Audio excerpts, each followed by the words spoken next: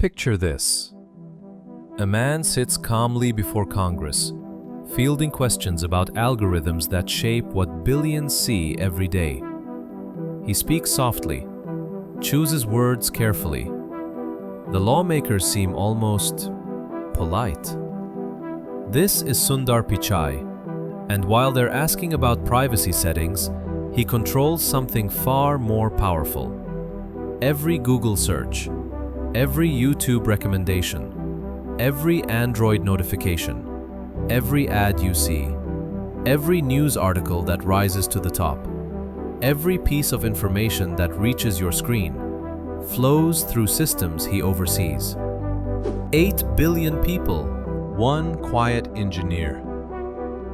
What happens when the world's information gatekeeper looks nothing like what you'd expect?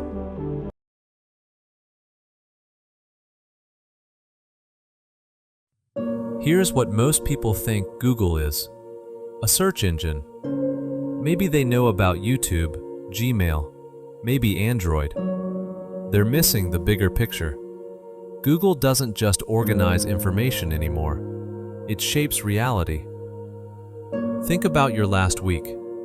You searched for restaurants. Google decided which ones you saw first. You watched YouTube videos. Google's algorithm chose what played next. You got directions somewhere. Google selected your route. You saw news about the election. Google ranked which stories appeared. Now multiply that by 8 billion people every single day.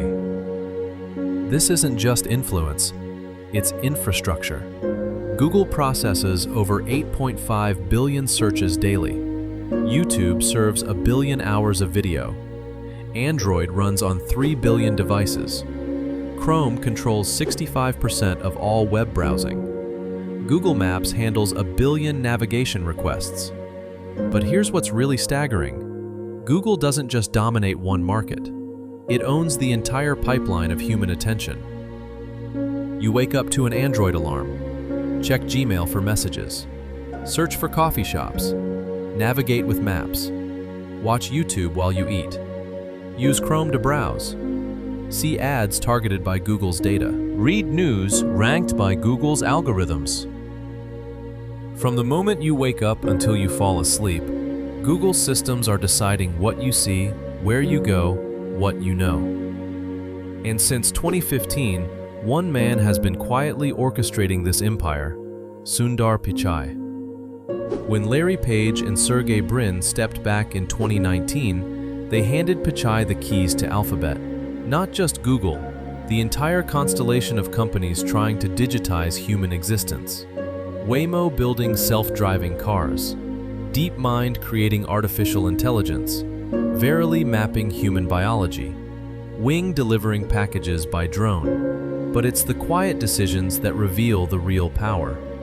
In 2016, Pichai made a choice that changed everything. He declared Google an AI-first company. Not just AI-assisted, AI first. Every product, every service, every algorithm would be rebuilt around artificial intelligence. Most people didn't notice. They should have. Because when you control the world's information and you make it artificially intelligent, you're not just organizing knowledge anymore. You're creating it. Search used to show you websites. Now it gives you AI-generated answers. YouTube used to recommend videos people liked. Now it optimizes for maximum engagement, whatever that takes. Gmail used to deliver messages. Now it suggests responses, schedules meetings, prioritizes emails. The shift is invisible, but profound. Google isn't just finding information. It's deciding what information means. Consider the 2020 election. Google's algorithms determined which news stories reached which voters, which fact checks appeared first, and which videos spread fastest. They didn't pick sides. They picked what reality looked like. Or take shopping. Google Shopping doesn't just list products. It ranks them, promotes some, and buries others. Small businesses live or die based on Google's algorithmic choices. Amazon might sell things, but Google decides what people search for in the first place. Even more subtle, Google Photos organizes your memories. It decides which moments get highlighted, which faces get recognized, which events get remembered. Your personal history, curated by artificial intelligence. This is the invisible empire. Not conquered territories, but conquered attention. Not controlled resources, but controlled reality. And unlike traditional empires, this one grows stronger through use. Every search teaches Google what you want. Every click reveals your preferences. Every location ping maps your behavior. 8 billion people, constantly training the system that shapes their world. The genius of it? It feels helpful. Google doesn't feel like control, it feels like convenience. Who wants to manually sort through millions of websites? Who has time to research every restaurant? The algorithms save time, reduce friction, make life easier. But convenience and control aren't opposites, they're partners. When one company shapes what billions see, hear, and believe, when its algorithms determine which businesses succeed, which ideas spread, which truths get told, that's not just market dominance, that's something else entirely. And it's all happening under the quiet leadership of a man who grew up waiting 5 years for a telephone. How does a kid from Chennai end up controlling what 8 billion people see every day? The answer starts with scarcity. Sundar Pichai was born in 1972 in a 2-room apartment in Chennai, India. No running water, no telephone for the first 12 years of his life. When drought hit, trucks would deliver 8 buckets of water per household. Sundar, his brother, and their mother would wait in line just to carry water home. His father was an electrical engineer at a British company. His mother was a stenographer who became a homemaker. They lived simply, but they valued one thing above all else: education. When the family finally got a telephone after 5 years on a waiting list, something remarkable happened. Neighbors would come to their house just to make calls to loved ones. Sundar watched technology transform not just his family's life, but his entire community's. That rotary phone became his first lesson in the power of information infrastructure. At school, Sundar showed an unusual gift. He could memorize every phone number dialed on their family phone. Perfect recall. His teachers noticed something else. He wasn't just smart, he was curious about how things worked. He earned admission to IIT Kharagpur, one of India's most prestigious engineering schools. Getting in meant beating hundreds of thousands of other students. But Sundar didn't just survive, he excelled, studying metallurgical engineering while dreaming of something bigger. Stanford University offered him a master's degree in materials science. The problem? His family couldn't afford the plane ticket. His father's annual salary was less than the cost of the flight to California. But they found a way. The family borrowed money, sold possessions, made sacrifices because they understood something profound. Education was the only path out. Sundar arrived in Silicon Valley in 1993 with almost nothing. He'd never seen a computer, never used the internet. But he had something more valuable than experience. He had hunger. At Stanford, he discovered a world he'd never imagined. Computers everywhere. Internet access in dorm rooms. Students building companies in garages. This wasn't just education. It was possibility. After Stanford, he went to Wharton for his MBA. Not because he loved business school, but because he understood the game. In Silicon Valley, technical brilliance wasn't enough. You needed to speak the language of strategy, markets, and scale.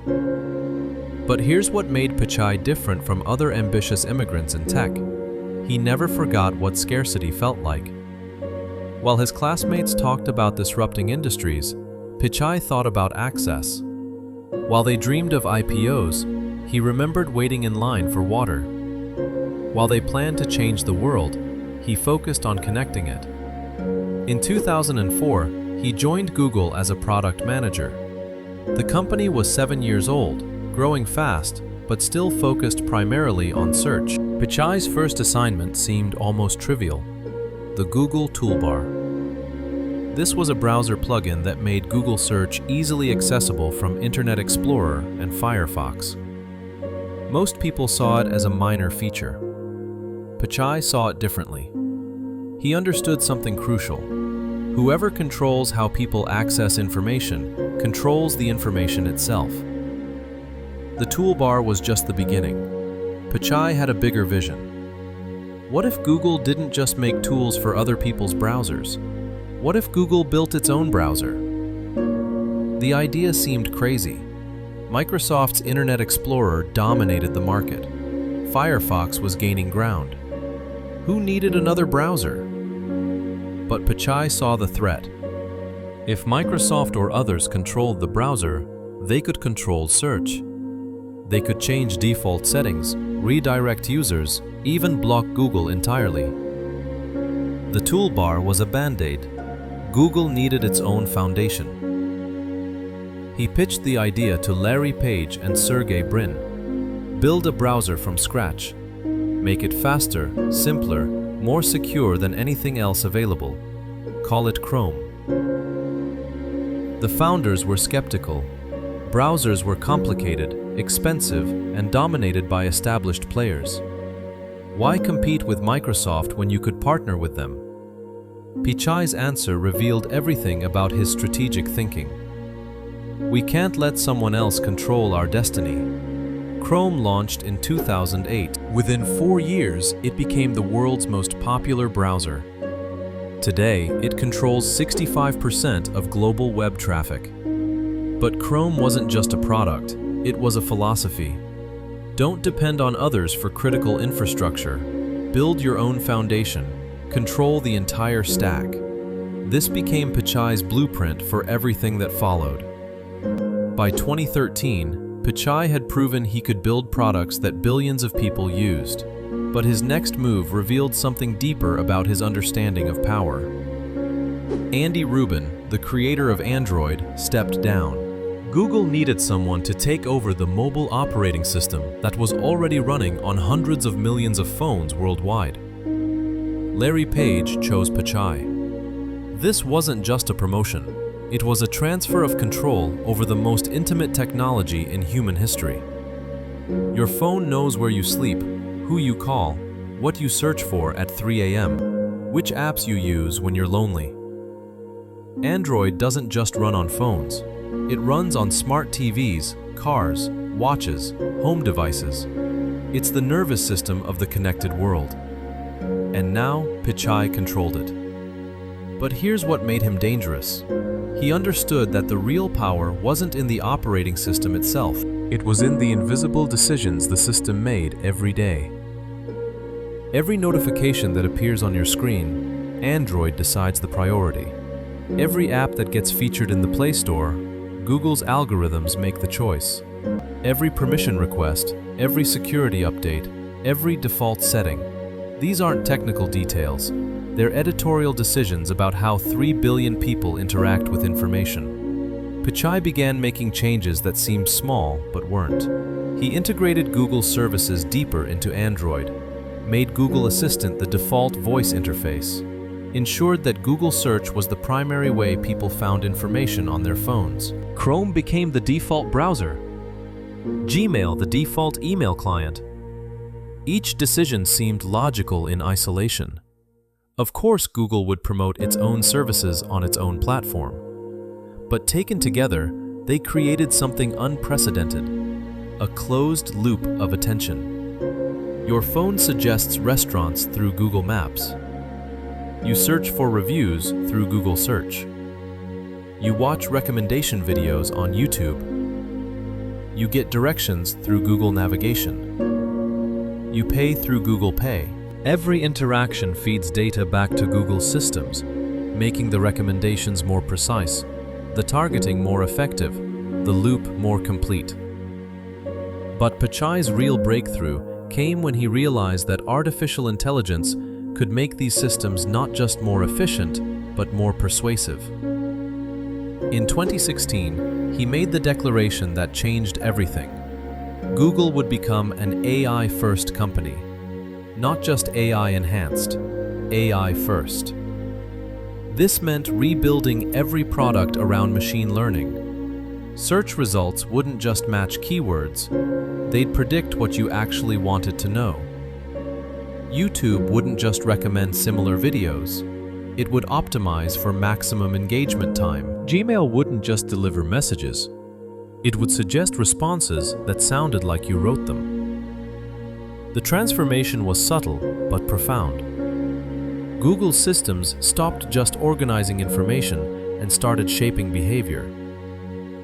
Consider YouTube's algorithm under Pichai's leadership. The old system recommended videos similar to what you'd watched. The new system recommends videos that keep you watching longer. Sounds like a small difference, it's not. The AI doesn't care if the videos are true, helpful, or healthy. It cares about engagement. If conspiracy theories keep people watching, it promotes conspiracy theories. If outrage generates clicks, it amplifies outrage. If extreme content creates addiction, it serves more extreme content. Pichai understood something that traditional media never grasped. You don't need to control what people think. You just need to control what they pay attention to. The same logic applied to search. Google's AI began providing direct answers instead of just links to websites. Convenient for users, devastating for publishers. Why visit a news site when Google's AI can summarize the article? Why check multiple sources when the algorithm has already decided what's true?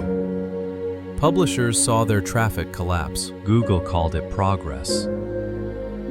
Even more quietly, Pichai began integrating these AI systems across Google's entire ecosystem. The same algorithms that recommend YouTube videos now influence Google shopping results. The same machine learning that targets ads now shapes Google News. The same artificial intelligence that organizes your photos now prioritizes your emails. One system, multiple interfaces. Billions of decisions every day about what 8 billion people see, hear, and believe. And unlike human editors, these algorithms never sleep, never take breaks, never question their instructions. They just optimize, relentlessly, invisibly. Effectively, Pichai had become something unprecedented in human history. An algorithm whisperer. Someone who could program artificial intelligence to shape human behavior at planetary scale. The quiet engineer from Chennai had learned the ultimate lesson. Whoever controls the algorithms controls the future. November 30th, 2022, a startup called OpenAI launched something called ChatGPT. Within 5 days, it had 1 million users. Within 2 months, 100 million. For the first time in Google's history, someone had built a better way to get answers. Sundar Pichai was caught off guard. Google had been working on AI for years. They'd invented the transformer technology that powered ChatGPT. They had more data, more computing power, more AI researchers than anyone else on the planet. But they'd been playing it safe. And safe doesn't win revolutions. Internal emails later revealed the panic. Google executives called it a code red moment. 25 years of search dominance suddenly looked vulnerable. Students were using ChatGPT instead of Google for homework help. Programmers were asking it to write code. Writers were using it to draft articles. The unthinkable was happening. People were finding a better way to get information than Google search. Pichai's response revealed everything about how he operates under pressure. No dramatic announcements, no emergency press conferences, just quiet, systematic execution. Within weeks, Google accelerated every AI project in development. Bard, their ChatGPT competitor, went from internal prototype to public launch in 2 months. Gemini, their most advanced AI model, got unlimited resources. Every product team got orders: integrate AI or get left behind. But Pichai made a crucial decision that separated Google from the startup competition. While OpenAI focused on building one impressive chatbot, Google would rebuild everything around AI. Search didn't just get a chatbot feature. It got completely reimagined. Now, when you search for complex questions, Google's AI generates comprehensive answers, complete with sources, images, and follow-up suggestions. The old 10 blue links became a conversation. YouTube's AI began creating automatic chapters, generating video summaries, and translating content in real time. Gmail started writing entire emails based on simple prompts. Google Photos could find pictures based on descriptions like, "That time we went to the beach with the dog." The transformation was breathtaking in scope. Google didn't just add AI features, they made AI the foundation of everything. But here's what made Pichai's gamble truly audacious. He bet that Google's AI wouldn't just match ChatGPT's capabilities. It would exceed them by being everywhere at once. ChatGPT was a website you visited. Google's AI became embedded in every digital interaction. Your phone's camera could identify plants and translate signs in real time. Your car could understand complex navigation requests. Your smart home could manage schedules, control devices, and answer questions without you ever opening an app. The strategy worked. By late 2023, Google's Gemini models were matching or exceeding ChatGPT's performance on most benchmarks. But more importantly, they were integrated into products that billions of people used every day. Pichai had learned something crucial. In the AI era, distribution matters more than innovation. The best AI in the world is worthless if people can't access it. But decent AI that's everywhere becomes indispensable. The real genius was how Google's AI systems began talking to each other. Search your email for restaurant recommendations, and Google Maps automatically offers directions. Ask YouTube about a recipe, and Google Shopping suggests ingredients. Take a photo with your phone, and Google Lens identifies objects while Google Assistant explains what you're seeing. This wasn't just AI, it was an AI ecosystem. Every interaction made every other interaction smarter. But Pichai's biggest gamble was yet to come. In 2024, he made a decision that shocked the tech world. Google would begin using AI to generate answers for search queries without requiring users to visit websites at all. Publishers panicked. If Google's AI could summarize news articles, review products, and explain complex topics, why would anyone visit the original sources? Traffic to news sites plummeted. E-commerce platforms saw fewer referrals. Content creators watched their audiences disappear. Pichai's response was characteristically calm. We're helping people get information more efficiently. What he didn't say, Google was becoming the final destination for human curiosity. Why visit a dozen websites when Google's AI could synthesize everything into one perfect answer? The quiet engineer had made his biggest bet yet, and early signs suggested he was winning. Success brings scrutiny, and by 2018, Sundar Pichai was about to face the most intense scrutiny of his career. December 11, 2018, the House Judiciary Committee. Cameras rolling. Lawmakers from both parties firing questions at the man who controlled what billions of people saw every day. Does Google manipulate its search results to favor certain political viewpoints? Are you tracking users' locations even when they turn off location services?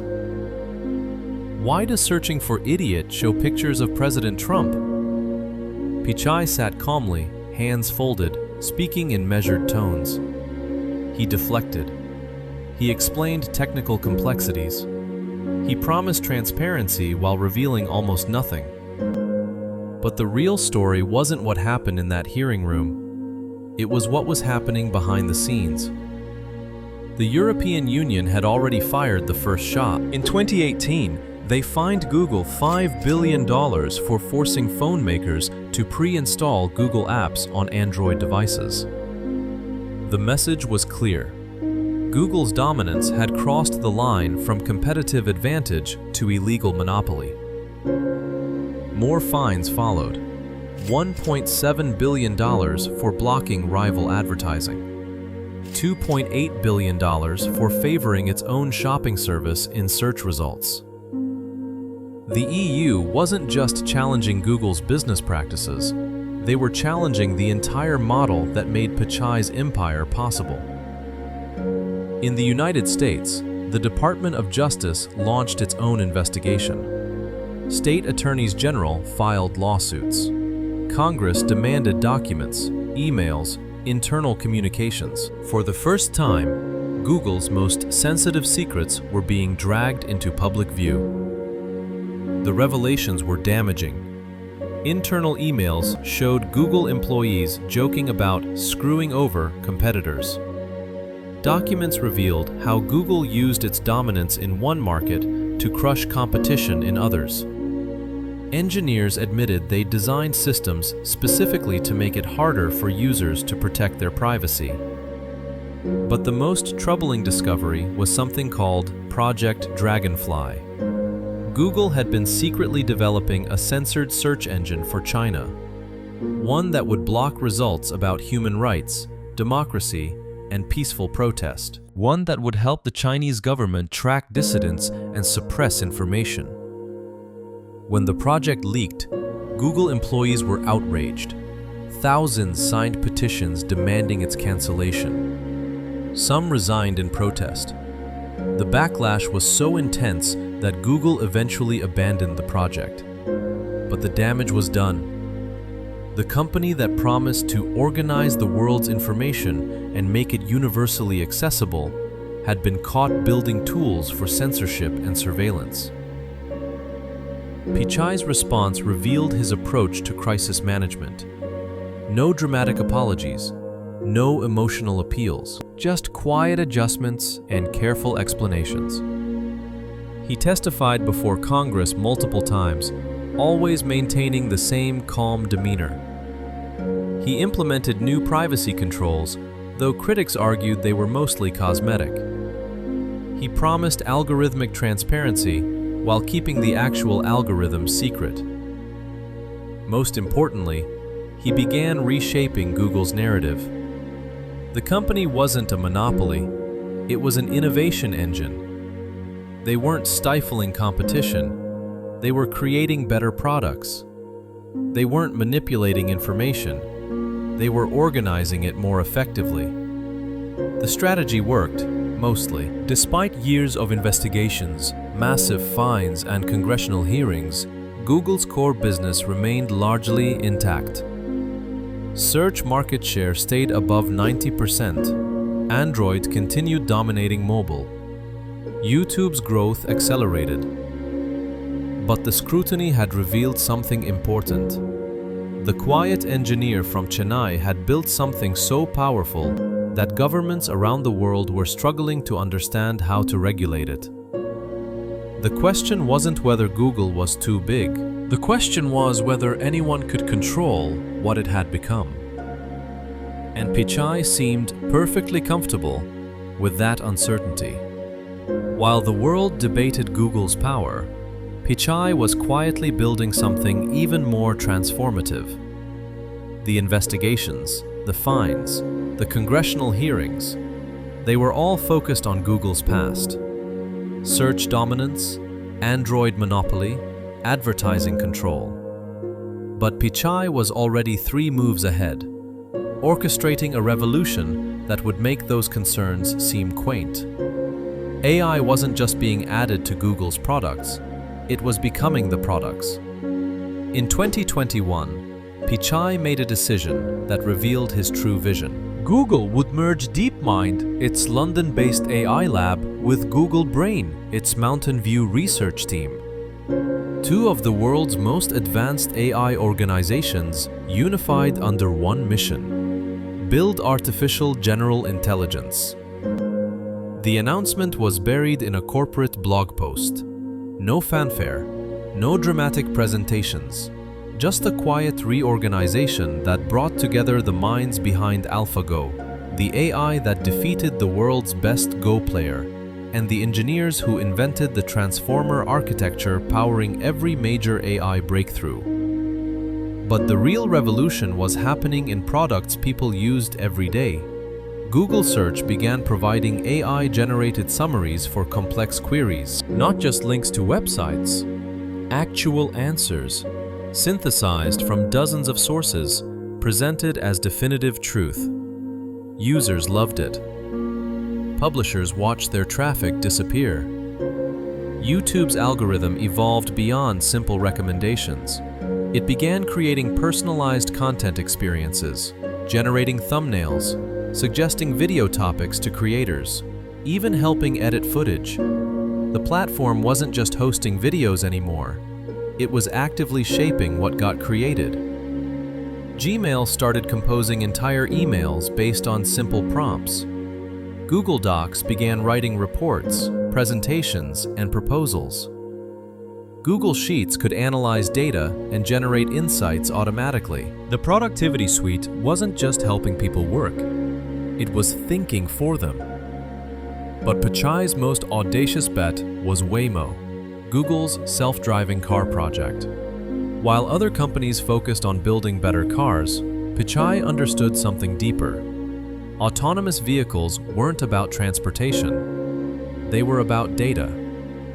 Every mile driven by a Waymo car generated thousands of data points: traffic patterns, road conditions, human behavior, weather impacts. This wasn't just training AI to drive. It was mapping the physical world in real time. And that data fed back into everything else.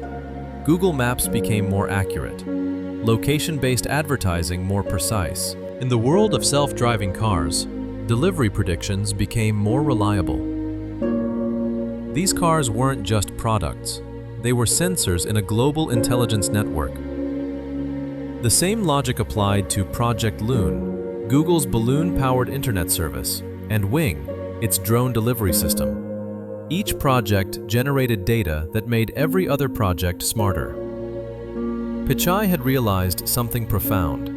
In the AI era, the company with the most data doesn't just win, it becomes impossible to compete against. Consider what Google knows about you. Your search history reveals your interests, fears, and desires. Your location data shows where you go, when you go there, and how long you stay. Your email contains your relationships, appointments, and financial transactions. Your photos capture your memories, your face, your family. Now imagine all that data feeding into AI systems designed to predict what you'll want before you know you want it. This is what Pichai built while everyone was arguing about search results. Google's AI doesn't just respond to your queries, it anticipates them. Doesn't just show you ads, it creates desires. Doesn't just organize information, it shapes reality. The quiet revolution wasn't happening in laboratories or research papers. It was happening in your pocket, on your screen, in your daily routine. Every interaction with Google systems was training AI to understand humanity at an unprecedented scale. And unlike previous technological revolutions, this one was invisible. You couldn't see the algorithms learning, couldn't feel the data being collected, couldn't notice the gradual shift from human choice to artificial guidance. By 2024, Google's AI was generating billions of answers, recommendations, and decisions every day, not just for search queries, but for what videos to watch, which routes to take, what products to buy, which news stories to read. The quiet engineer from Chennai had built something unprecedented, a machine that could think at planetary scale. And it was just getting started. What does 2030 look like when one man controls the world's information infrastructure? Pichai has already given us glimpses, and they should terrify us. Google's AI isn't just answering questions anymore, it's replacing the internet itself. Why visit websites when Google's AI can synthesize everything into one perfect response? Why read multiple sources when the algorithm has already decided what's true? Publishers are dying. Independent voices are disappearing. The open web is becoming a closed garden, with Google as the only gatekeeper. But that's just the beginning. Pichai's vision extends far beyond search.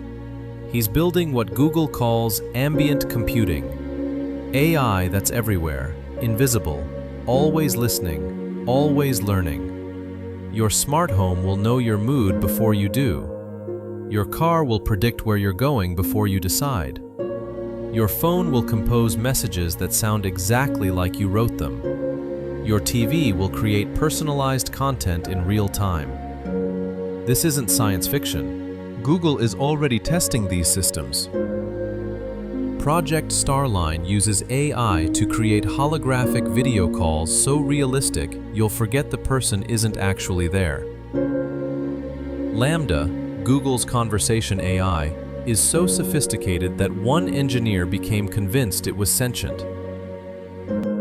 Google Glass is returning with AI that can see everything you see, hear everything you hear, and whisper suggestions directly into your ear. The end game isn't just organizing information, it's mediating reality itself. Consider what happens when Google's AI becomes your primary interface with the world. You won't search for restaurants. The AI will automatically make reservations based on your schedule, preferences, and location. You won't browse news. The AI will summarize current events in a personalized briefing. You won't shop for products. The AI will order what you need before you realize you need it. Convenient? Absolutely. Terrifying?